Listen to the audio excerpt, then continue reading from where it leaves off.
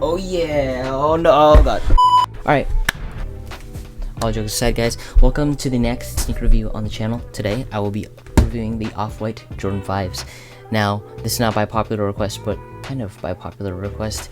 So I've downloaded YouTube Analytics where it basically tells me who's subscribed and who's not. So I hate to do this because I just want to get like straight to the point of the video, but you know, this is like the thing to do to tell you guys to subscribe. That's just how you promote the channel. That I can't remember how, but this is how many. I'm pretty sure 60% of you guys are watching that are not subscribed, and 30% of you guys that are watching are subscribed. So 30%, thank you for subscribing, into the 60%. You're watching my videos already, bro. Like, if this many people are watching my videos, then that means probably that the content is almost quality. I mean, it's pretty cooked, but it's still somehow quality. So today we'll be today we'll be offing the Jordan 5.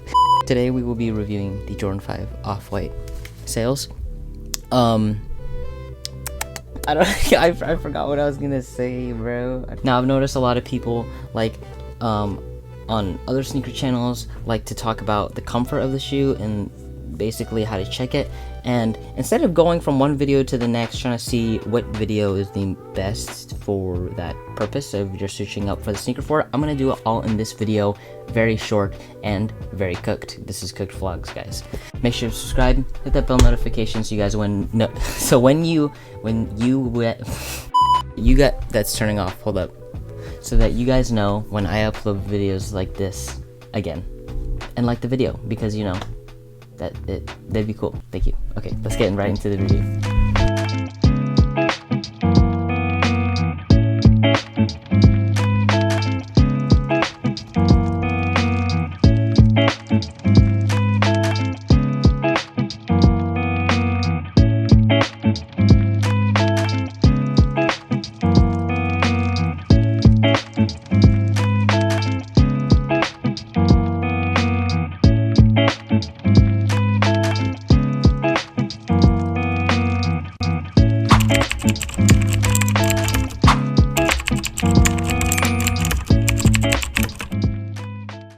And alright, now we can actually get into the review here.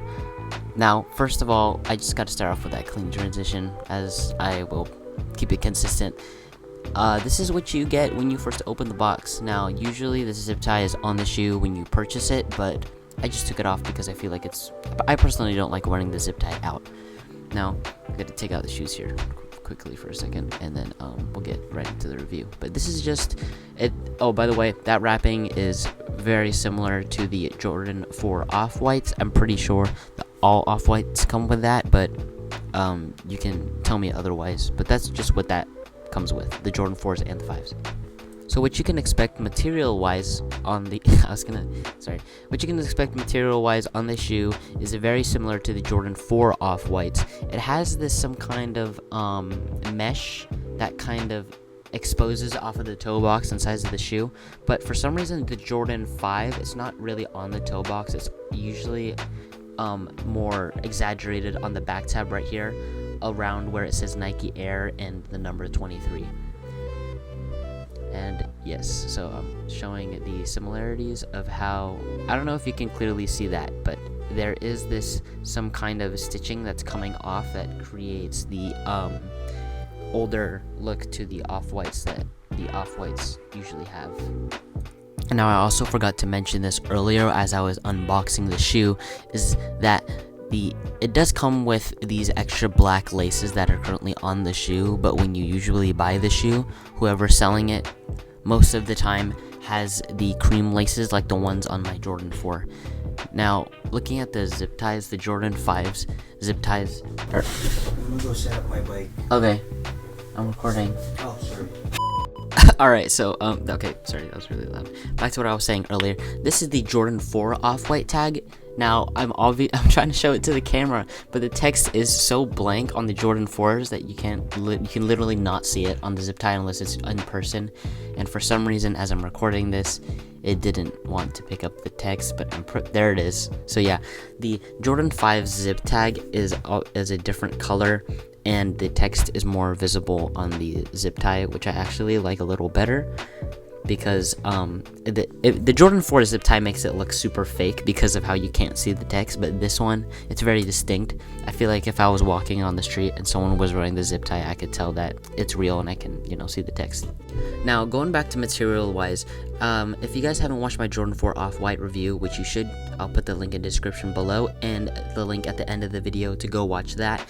The Jordan 5's material on the entirety of the shoe, except for obviously the areas where you put your foot in is the exposed foam, is all of this mesh texture. I don't think mesh is the right word, but whatever you find on the edges of the toe box of the Jordan 4 is all over the Jordan 5. Alright, just a quick disclaimer for anyone of my returning viewers who is not aware of how to authenticate Jordans for yourself, is that sometimes when sneakerheads, or I'm not sure if I could class myself as a sneakerhead yet, but when we do authenticate these shoes, we can say things that sound a little strange, that don't sound very real to, for someone that does not follow shoes to believe. If I say anything that is weird, like saying of how the color is off,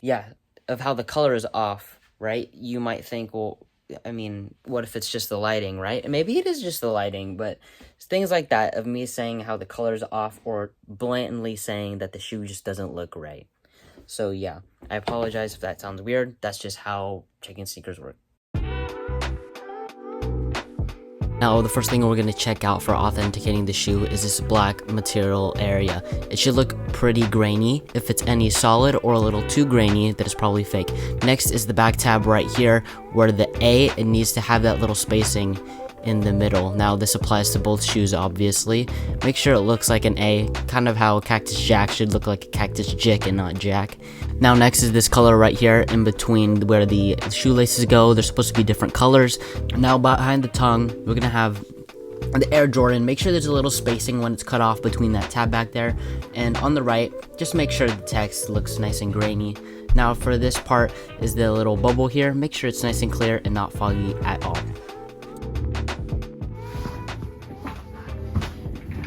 Alright. My hoodie's backwards. Alright, so that was the end of the video. This is the end of the video, actually.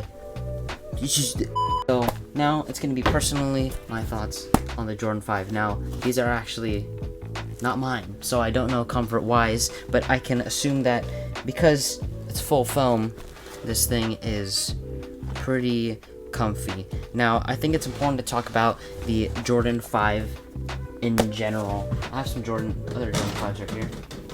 These ones are mine. I can confirm these ones are very comfy. These are the Jordan 5 Satins. This is kind of an unpopular Jordan 5 though, but it's good. I actually like it because on rainy days, you know what? Never mind. Off topic from the video. The Jordan 5s. I feel like Jordan 5s have died down a lot. The popularity of the general shoe has gone down.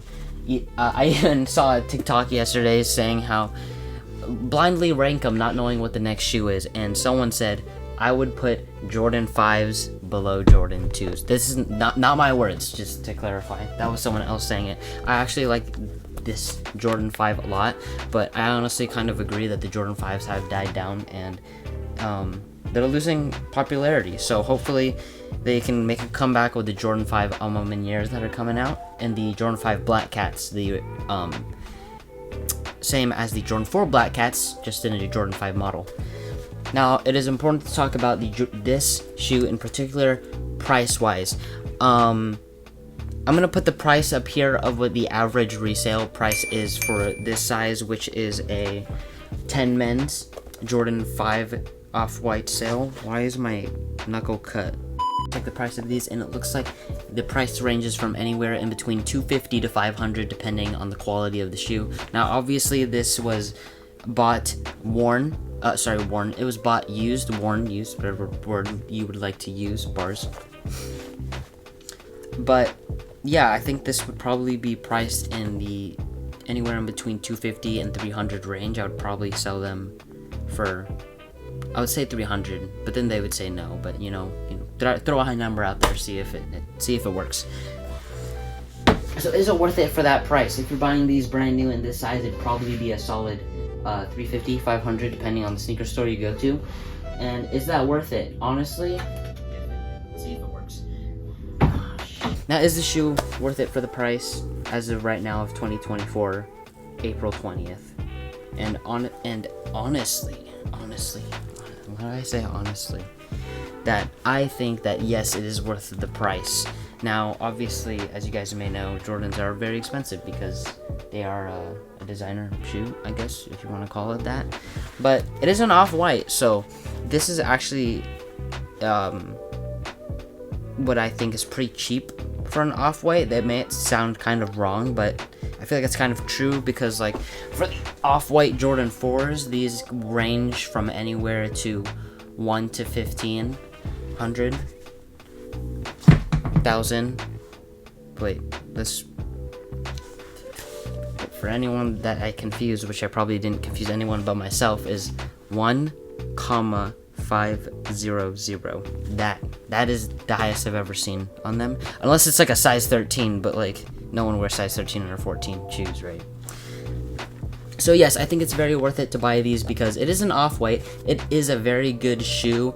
Comfort-wise, I'm not sure. I could ask my dad and just put a clip right here and then ask him how he feels. There's a hair, or it's a part of the stitching. Look at that. You see it? You guys see that? You see the reflection? Like I have ADHD right now. What is overall list of what I think about it is: number 1, yes, it's worth it. Number 2, it is worth it for the price. And number 3, that this video and all of my videos have been unscripted and it's extremely cooked. Alright, end the video there. Subscribe.